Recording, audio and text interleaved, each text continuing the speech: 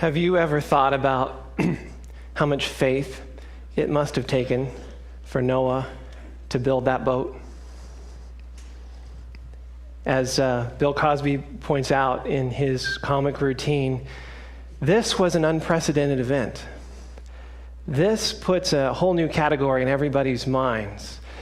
In fact, some scholars believe that it had actually never even rained before the flood took place. But even if it had, even if there'd been some local flooding, nothing even close to this scale had ever occurred. It was unprecedented.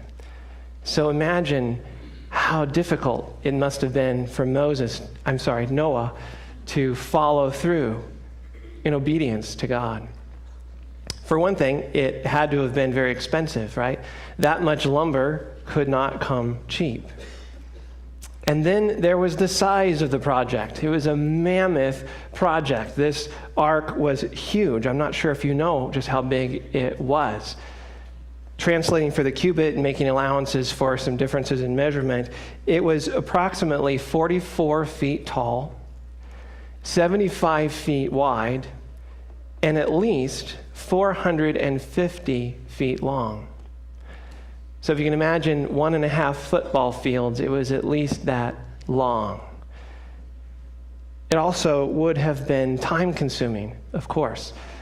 Experts have estimated that it could have taken as much as 50 or even 75 years to build this structure.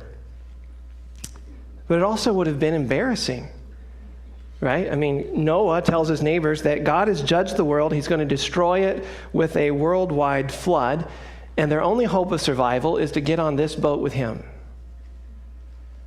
And do you know how many people he managed to convince? 7. 7 people out of the entire Earth population, and they all were in his family. That's it. Now, I imagine that the reactions to Noah were varied, that some people thought it was just sad. You know, this senile, 600-year-old man who's so confused and troubled that now he's wasting his children's inheritance on a boat that will never sail.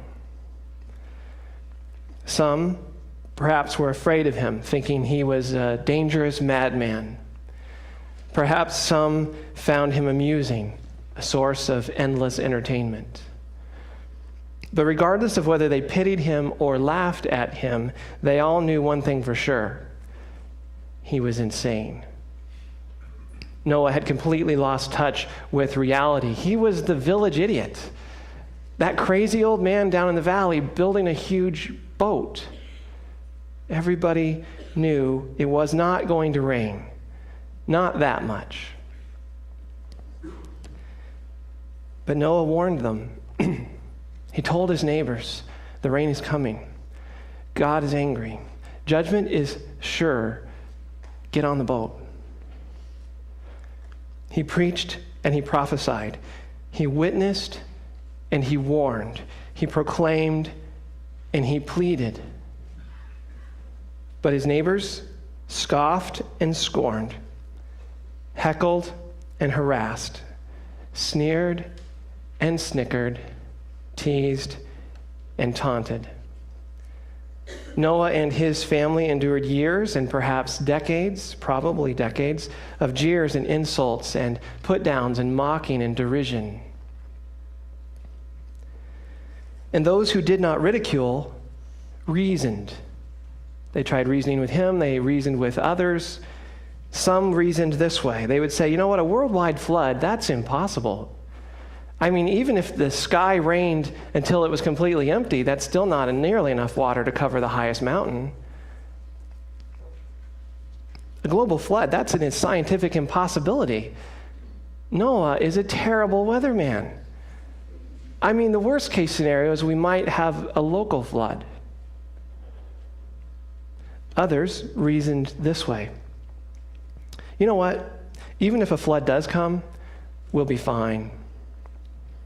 Noah says that the only people who will be saved are the people who get onto his boat. But that's an extremely narrow-minded and intolerant view. That attitude is completely inappropriate, not to mention offensive. It denies the diversity of our increasingly pluralistic society. How arrogant to claim that your God is the only God, your truth is the only truth. It's the height of hubris to assert that your salvation is the only salvation. There are many paths to peace, many highways to heaven. There are many roads to redemption. Others would reason this way. Noah says that God is going to kill everyone who doesn't get on the ark. That just doesn't make any sense. God's not like that. He's a God of love. My God would never do that to people. Commit genocide by wiping out the earth's entire population? No, God wouldn't do that. He's a loving God. That is not something a loving God would ever do. I guarantee you there would never be a flood. And then one day, it started to rain. Roughly 2,000 years later, Peter predicted that history would repeat itself. He said, God judged mankind once before, and he's going to do it again. Last time he used water to destroy the earth. Next time he will use fire. 3 times in this chapter, Peter uses the word fire to describe the coming judgment. Look with me, if you will, at those verses. First of all, verse 7. He says, by the same word, the present heavens and earth are reserved for fire, being kept for the day of judgment and destruction of ungodly men. In verse 10, but the day of the Lord will come like a thief. The heavens will disappear with a roar. The elements will be destroyed by fire, and the earth and everything in it will be laid bare.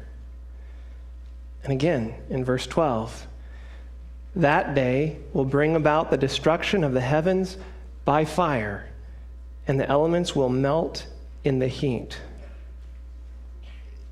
It's a strong warning. Peter here is echoing the words of his master, because Jesus also linked the prophesied judgment to the past judgment. He linked those together more than one occasion. For example, in Matthew 24, these are Jesus' words. He says, as it was in the days of Noah, so it will be at the coming of the Son of Man. You see how he's linking that. For in the days before the flood, people were eating and drinking, marrying and giving in marriage, up to the day Noah entered the ark. And they knew nothing about what would happen until the flood came and took them all away. That is how it will be at the coming of the Son of Man. 2 men will be in a field. One will be taken and the other left. 2 women will be grinding with a hand mill. One will be taken and the other left. So here's what Peter is saying. He's saying that in the first judgment, God was tired of all the sin and rebellion and the depravity on the earth. He decided to destroy the earth and its inhabitants with a global flood. But in his mercy, he provided a way of escape for those who listened to him. He used Noah to build a boat big enough to rescue everyone.